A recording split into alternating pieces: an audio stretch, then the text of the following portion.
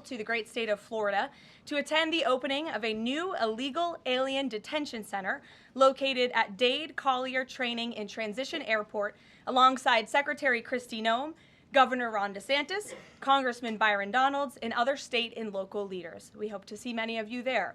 The facility is in the heart of the Everglades and will be informally known as Alligator Alcatraz. There is only one road leading in, and the only way out is a one-way flight. It is isolated and surrounded by dangerous wildlife and unforgiving terrain. The facility will have up to 5,000 beds to house, process, and deport criminal illegal aliens. This is an efficient and low-cost way to help carry out the largest mass deportation campaign in American history. We are truly coming off a historic week of President Trump racking up win after win on behalf of the American people. President Trump restored peace through strength and acted decisively as commander-in-chief to obliterate the immediate threat of the Iranian regime's nuclear capabilities and then brokered a ceasefire between Israel and Iran, which continues to hold.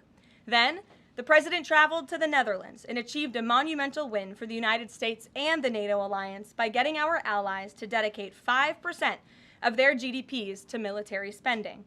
As a result of President Trump unleashing American energy dominance, summer gas prices are at the lowest they have been in 4 years, heading into the July 4th week.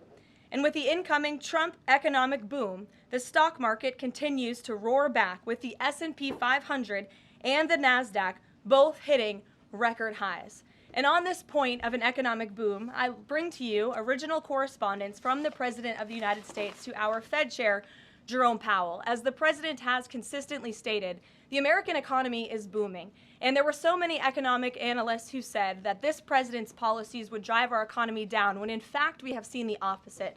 We've seen a massive deregulation campaign take place. We've seen inflation completely diminished from where it was under the reckless spending and the bad policies of the previous incompetent administration. I would remind the Fed chair, and I would remind the entire world, that this is a president who was a businessman first, and he knows what he is doing. He has a proven economic formula that worked in his first term as president, and it is working again. The one problem that remains is high interest rates for the American people. The American people want to borrow money cheaply, and they should be able to do that. But unfortunately, we have interest rates that are still too high. So the president sent this note to the Fed chair today. And if you look at this chart, this is a chart of all of the interest rates of many countries throughout the world. At the top is Switzerland. They're only paying 1/4 for interest rates. Cambodia, Japan, Denmark, Thailand, Botswana, Barbados, Taiwan, Bulgaria, Cuba, Sweden, Morocco, Cabo Verde, South Korea, Algeria, Canada, Albania, Libya, Malaysia, China, New Zealand, Trinidad and Tobago, Czechia, Bolivia, Australia, Costa Rica, the Bahamas, Kuwait, Papua New Guinea, Bosnia, United Kingdom, and the UAE are all paying lower interest rates than the United States of America, which has one of the hottest and strongest economies in the world. The president sent this note to the Fed chair. It says, "Jerome, you are as usual too late. You have cost the USA a fortune and continue to do so. You should lower the rate by a lot. Hundreds of billions of dollars are being lost, and there is no inflation."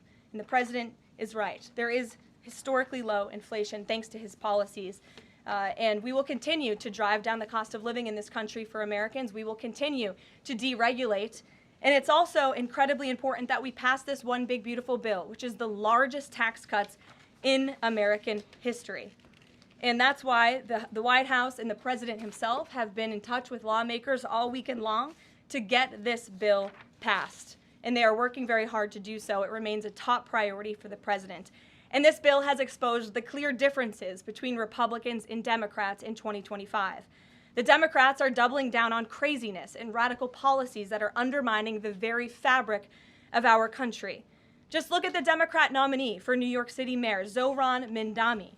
He's a Democrat socialist, really a communist, who proudly calls to defund the police, peddles anti-Semitism, praises pro-Hamas groups, wants Israel abolished, and believes wealthy Americans should not exist. Those are his words, just as recent as this weekend.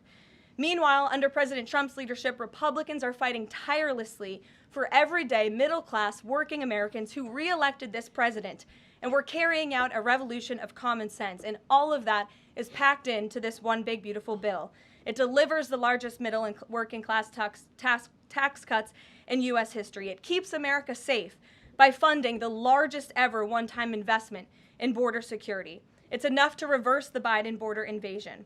And every single Democrat is against that, against securing our border and deporting millions of criminal illegal aliens. The One Big Beautiful Bill also strengthens and protects Medicaid benefits, despite what Democrats are saying, for eligible American citizens who rely on it, like pregnant women, children, seniors, and people with disabilities, by eliminating waste, fraud, and abuse that threaten to destroy this program that was intended for the most vulnerable in our society. And every single Democrat in Congress is against rooting out that waste, fraud, and abuse in blocking the 1.4 million illegal aliens who are currently improperly receiving these benefits that should be going to American tax-paying citizens. The Democrats in Congress are more concerned with defending illegal aliens than they are hardworking Americans.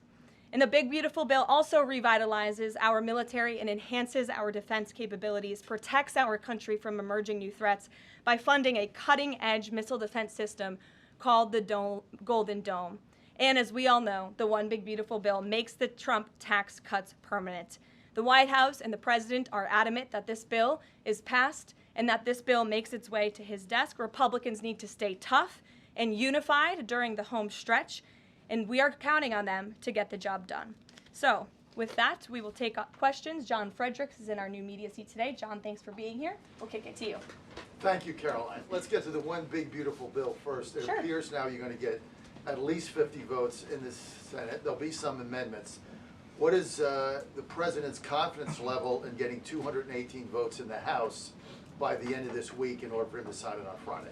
Well, look, we are very well aware, the president is very well aware, that this bill needs to not only pass out of the Senate, but it needs to go back to the House, and we need the full weight of the Republican conference to get behind this bill, and we expect them to, and we are confident that they will.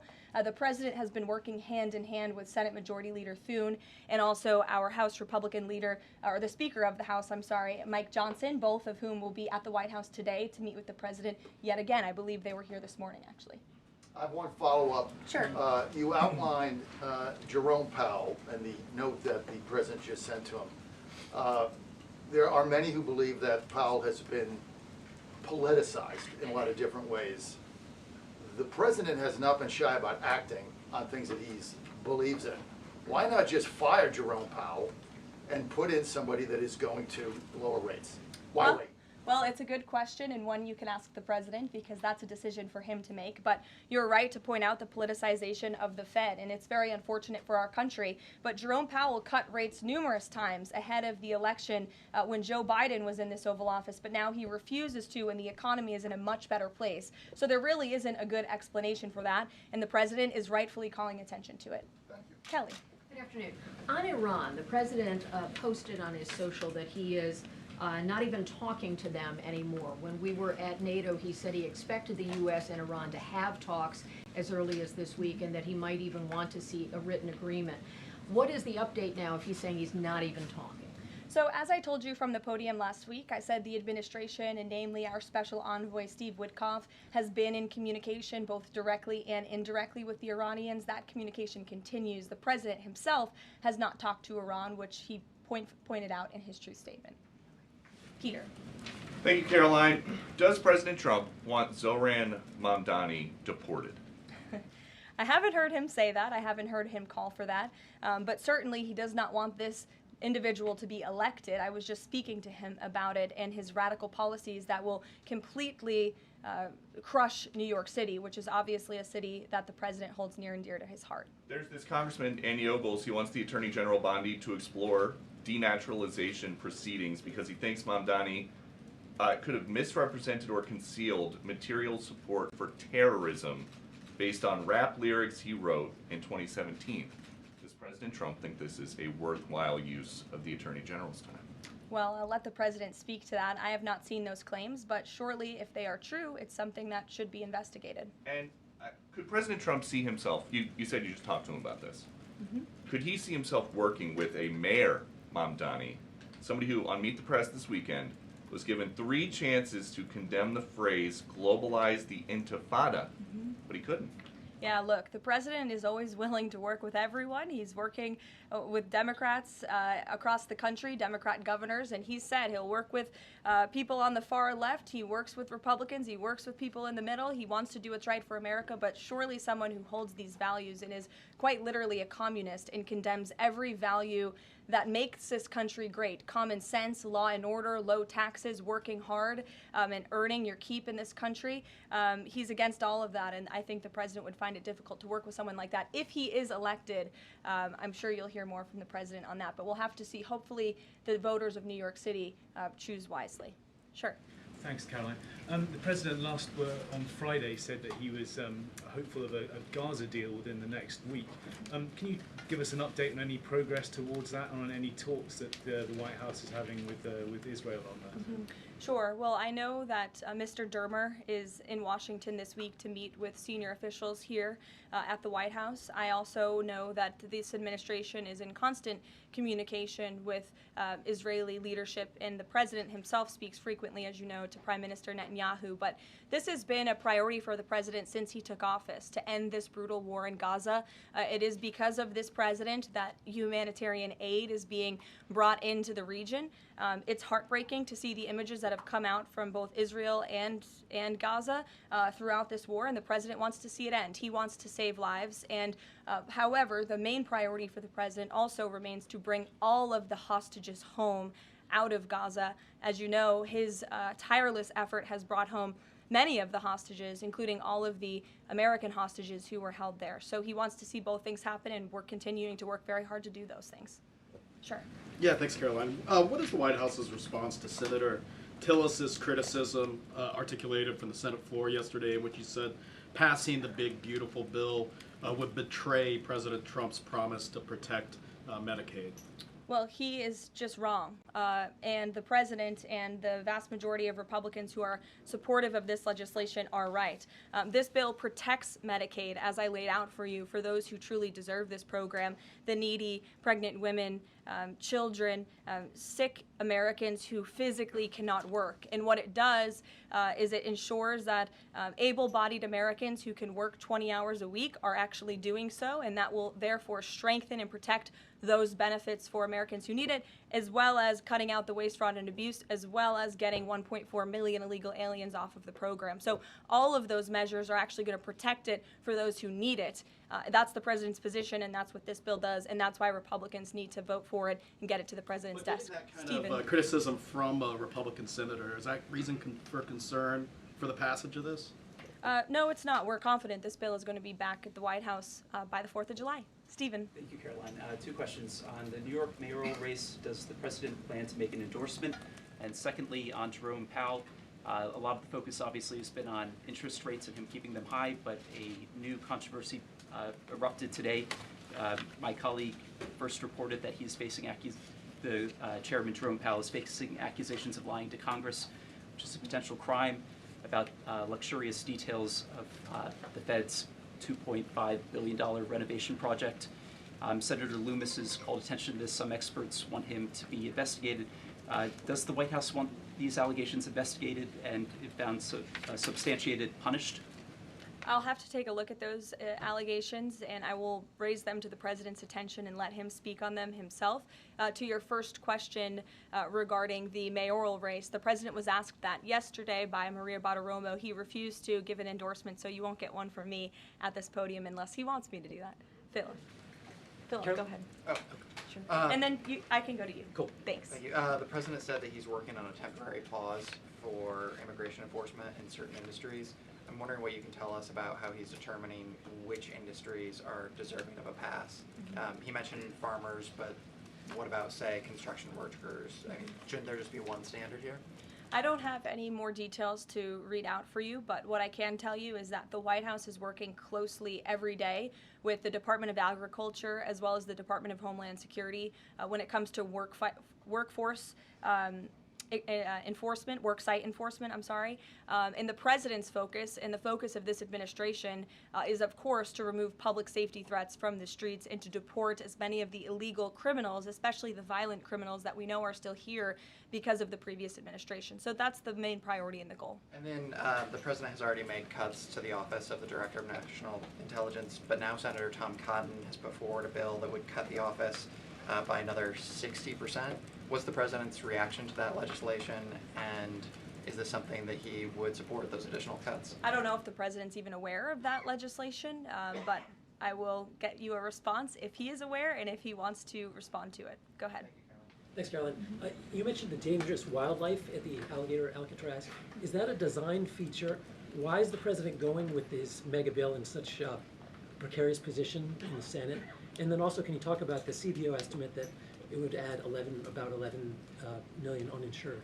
Well, look, when you have illegal murderers and rapists and heinous criminals in a detention facility surrounded by alligators, yes, I do think that's a deterrent for them to try to escape. We do know that some of these illegal criminals have escaped from other detention facilities, like one in New Jersey, which I know was recently reported on. So, of course, we want to keep the American people safe, and we want to remove these public safety threats from our streets, and we want to effectively detain them as best as we can. As for why the president is going, I think his trip to this detention facility actually underscores the need to pass the One Big Beautiful Bill, because we need more detention facilities across the country. The last administration let in nearly 20 million illegal people from all over the world, and this administration is focused on arresting and detaining them. But in comparison to that 20 million illegal criminal population in our country, we only have 7,000 ICE agents in the interior who are doing this very important work. And so we obviously need more personnel, we need more resources, and that's why we need to pass the One Big Beautiful Bill. On the CBO's Go ahead. Yes, in the pink. Oh, thank you. You're welcome. Can you please share some details of China trade deal? Has the U.S. agreed to ease some technology export restrictions? Sure. Well, the final language that was agreed upon in both Geneva and in London was signed just past week. We can get you that final text of the agreement. Go ahead. Thank you, Caroline. Eamon, and then behind you. Okay, thanks, Caroline. So on Jay Powell, has the president got a short list of who he wants to see as Jay Powell's successor, and is he going to name a successor as early as this summer? I won't get ahead of the president on any announcements on that. Does he like Scott Besson for the job? Again, I won't get ahead of the president. And on TikTok, if you could, real quick, he said Sure. yesterday he's got a buyer, but the question there is, does he have a seller?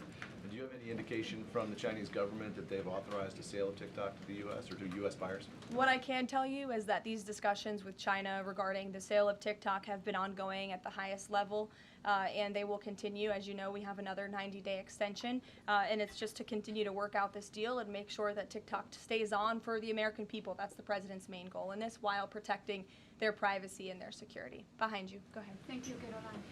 The president has been calling for a deal in Gaza for 2 days and many posts. Who is blocking the deal? And one other thing, when he posted on Netanyahu's trial, also he said it interferes with the negotiations on Iran and on Gaza. What did he mean by that?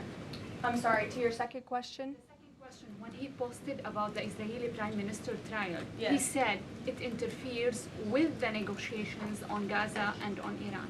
What did he mean by that? It interferes because it physically and logistically was interfering. The prime minister was slated to go to court last week when he's in the middle of negotiating a peace deal and bringing hostages out of a war-torn region. And so the president was simply, I think, emphasizing his empathy that he has for Bibi Netanyahu and seeing him go what he's going through with his own judicial system in the state of Israel. Clearly, the president knows that very well. He, too, was a victim of a judicial system that was trying to put him in jail, as you all know. You all covered it. But President Trump prevailed. That's why he's back in the Oval Office, and he believes that Bibi Netanyahu is a great leader for the people of Israel. The president just worked with him closely to end that 12-day war and to obliterate Iran's nuclear facility, to take out that imminent threat, not just to the state of Israel, but also to the United States of America and the rest of the world. And he believes that Prime Minister Netanyahu should be praised for that. Go ahead. Thanks, Caroline. On the mega bill and the amendment that would limit Medicaid expansion under the Affordable Care Act, does the president want that amendment to pass? The president wants this bill to pass. Meredith. Hey, thanks, Caroline. On trade, we have this looming July 9th deadline coming up. We heard the Treasury Secretary say that he expects to wrap up these trade deals by Labor Day, but when President Trump was asked yesterday about any extensions by July 9th, he said, I think that would be necessary. So is the president ruling out any extensions on trade for any nations, even if they're negotiating in good faith? Well, you heard from him directly. He said he did not think that it would be necessary. He is going to set the rates for many of these countries if they don't come to the table to negotiate in good faith. And he is meeting with his trade team this week to do that. Mary. Thanks, Caroline. I just watched a CNN segment on a new app called Ice Block, and it kind of appeared to be promoting this app where you can tell people where ICE agents are. Given the recent rise, An app that tells people where ICE agents are? Yes. And given the rise, I believe 500% increase in assaults on ICE agents, I wanted to see if you could comment on that and why CNN would be promoting such an app. Well, it's a very good question. I'll have to go back and watch the clip myself, but surely it sounds like this would be an incitement of further violence against our ICE officers. As you know, as you stated, there's been a 500% increase in violence against ICE agents, law enforcement officers across the country who are just simply trying to do their jobs and remove public safety threats from our communities. And that's something we as Americans, including journalists at CNN who live in many of these cities where illegal aliens are hiding and were let in from the previous administration, should be very grateful for. So we haven't seen the clip. We'll take a look at it, but certainly it's unacceptable that a major network would promote such an app that is encouraging violence against law enforcement officers who are trying to keep our country safe.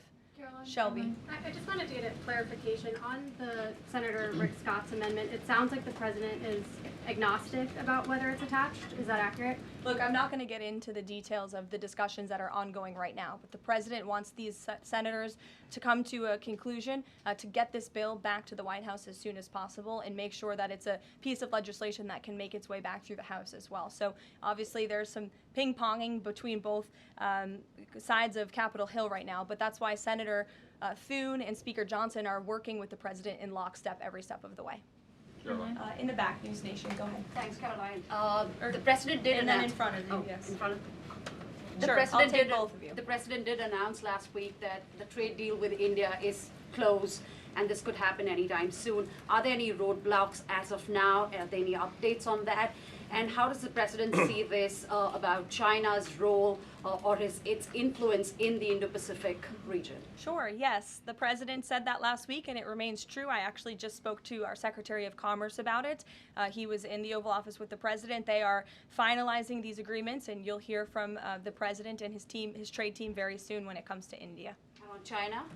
How do we counter China on that front? Yes, I mean, look, India remains a very strategic ally in the Asia Pacific, and the president has a very good relationship with Prime Minister Modi, as you know, and he will continue to have that. Go ahead. Thank you, Caroline. On the reconciliation bill, Senator Tillis from the floor yesterday seemed to suggest President Trump was getting bad counsel on the effects of the bill. Is President Trump aware of the analyses, and there are several of these, that suggest if rural hospitals potentially close, if there are Medicaid patients in the millions that become ineligible for that? Yes, and that claim is just simply untrue. Rural hospitals comprise 7% of all hospital spending on Medicaid, and that illustrates that they have not benefited from the massive increase of waste, fraud, and abuse under the Biden administration. So this bill strengthens Medicaid. It will protect those benefits that hardworking Americans need, and that's why the president wants this bill to pass. The senator was wrong. The president put out a Truth Social post addressing it, and then the senator announced he's no longer running for office anymore. So I think that case has been closed, and the White House is continuing to focus on getting this legislation to the president's desk for his signature. Go ahead. Yes, you. Yeah, thank you so much. Well, you and then you. There's confusion here. A question on Syria. Go ahead. Has the Syrian government get back to you that they are ready to join the Abraham Accord? Is there any discussion with the Syrian and Israeli government for having a security agreement? Is the first question. And the second question, what's the end goal for talking with the Iranian? Is that only focused on the nuclear program, or they are willing to speak about other issues like the proxy groups and ballistic missiles, or even trade with Iran? So as for discussions between Syria and Israel, you'll have to reach out to those respective governments. I can't comment on that. But what I can tell you is that this afternoon, the president will be signing an executive order to terminate the United States sanctions program on Syria. And this is in an effort to promote and support the country's path to stability and peace. The order will remove sanctions on Syria while maintaining sanctions on the former President Assad, his associates, human rights abusers, drug traffickers, persons linked to chemical weapons activities, ISIS and their affiliates, and Iranian proxies. And this is, again, an action that the president promised and shocked the world with in Saudi Arabia, because he's committed to supporting a Syria that is stable, unified, and at peace with itself and its neighbors. The president met with Syria's new president when we were in the Middle East, as you know, and so this is another promise made and promise kept by this president to promote peace and stability in the region. Go ahead, Alice. Sure. Questions on two topics, if you don't mind. Sure. Alice Howe with NTD here. First on Canada. Canada says it's now dropping its digital services tax on American tech companies days after President Trump says he's halting all trade talks with Canada. First, what's the president's reaction to this? Can you tell us more about his call with Prime Minister Carney over the weekend? How did he get Carney to drop it? And also, what's the impact on American tech companies given this latest progress, as the president says he has been fighting for American tech companies? It's very simple. Prime Minister Carney in Canada caved to President Trump in the United States of America. And President Trump knows how to negotiate, and he knows that he is governing the best country and the best economy in this world, on this planet. And every country on the planet needs to have good trade relationships with the United States. And it was a mistake for Canada to vow to implement that tax. That would have hurt our tech companies here in the United States. The president made his position quite clear to the Prime Minister, and the Prime Minister called the president last night to let the president know that he would be dropping that tax, which is a big victory for our tech companies and our American workers here at home. And on Harvard, if you don't mind, the administration today formally accused Harvard of violating civil rights laws by not doing enough to fight anti-Semitism. We know that the president has talked to us before about Harvard potentially having a deal with the administration in the coming days. Do you have an updated timeline for that? How's the negotiations going? And is more pressure needed for Harvard to take fighting anti-Semitism seriously? Well, there was quite a direct letter that was sent to Harvard this morning, as you know. The negotiations are taking place behind closed doors, so I won't comment on that. But what I will share with all of you, for those who haven't seen it, is the context of this letter, because I think it's very important. And this comes from the Department of Health and Human Services, which concluded after a thorough investigation that Harvard University is in a violent violation of Title VI of the Civil Rights Act, which prohibits discrimination on the basis of race, color, and national origin. And if you read some of the content of the investigation and what they found, the majority of Jewish students reportedly experienced negative bias or discrimination on their campus, while a quarter of Jewish students at Harvard felt physically unsafe.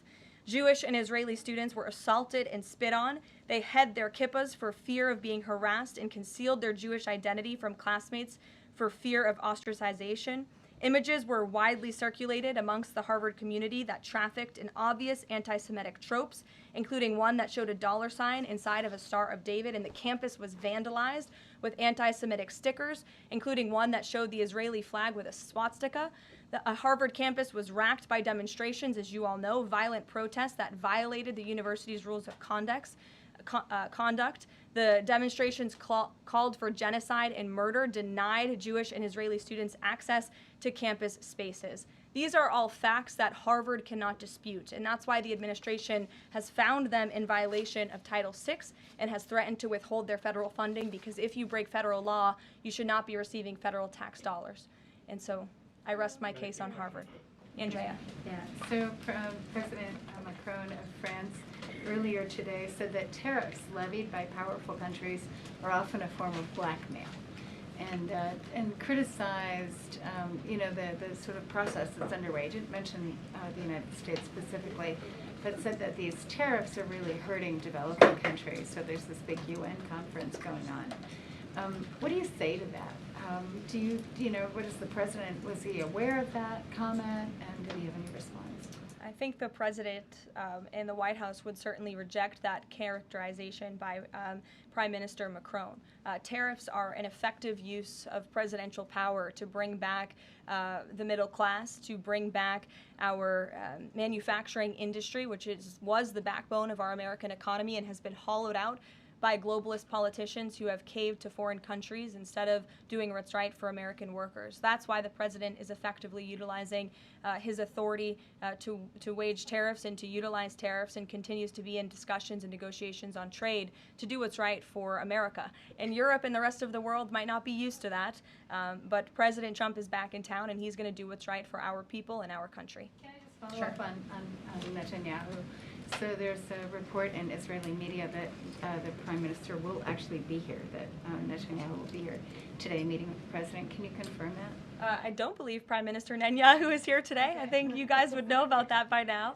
Unless there's something going on I don't know about, but I don't believe he is. I do know he has expressed interest in coming to Washington and meeting with the President, and we are working on a date for that. I do not believe it is today, but that would be fun. You never know in this White House, let's be honest.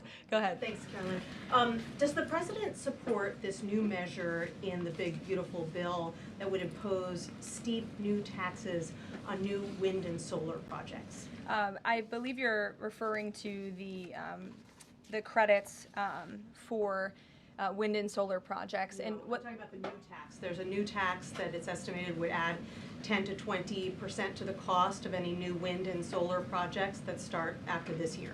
Again, I don't want to comment on the specifics of provisions, but I'm sure the President will speak on that directly. Again, this is an ongoing process. The President continues to be very much engaged with the leadership in both the Senate and the House to get this bill back to his desk. Did the President ask for that provision? Because the National Building Trades Union is saying that it's the equivalent of terminating more than 1,000 Keystone XL pipeline projects. Is that something that would concern him? Well, the President spoke on this yesterday in his interview, and he said he understands that legislators want to protect jobs in their communities and in their districts. And so he understands why some of them are against this provision, but he also understands why people want the provision. So again, this is an ongoing deliberation and discussion, and the President is engaged in this very much. Go ahead. Thanks, Caroline. We've been hearing from White House officials for weeks that you're close on trade deals with a number of countries. Can we get any update on which countries will have deals by the 9th and when there may be any announcements? I'll let the President and the trade team speak on it. Can you respond to the CBO estimate that the Senate bill would increase the deficit by nearly $3.3 trillion? This is one of the most fiscally conservative pieces of legislation that has ever made its way through Capitol Hill. There's $2 trillion in mandatory savings in this bill, and not only that, the projected growth that this bill will bring to our economy. It will be an economic boom. The Council of Economic Advisors has an analysis that shows that the bill will generate $4.1 trillion in economic growth, and it will cut taxes, putting more money back into the American people's pockets. That's why this president wants this bill to pass, and I know he's busy working the phones and doing what he needs to do today to make it happen. So we'll see you all later. Thank you. We'll see you in Florida tomorrow.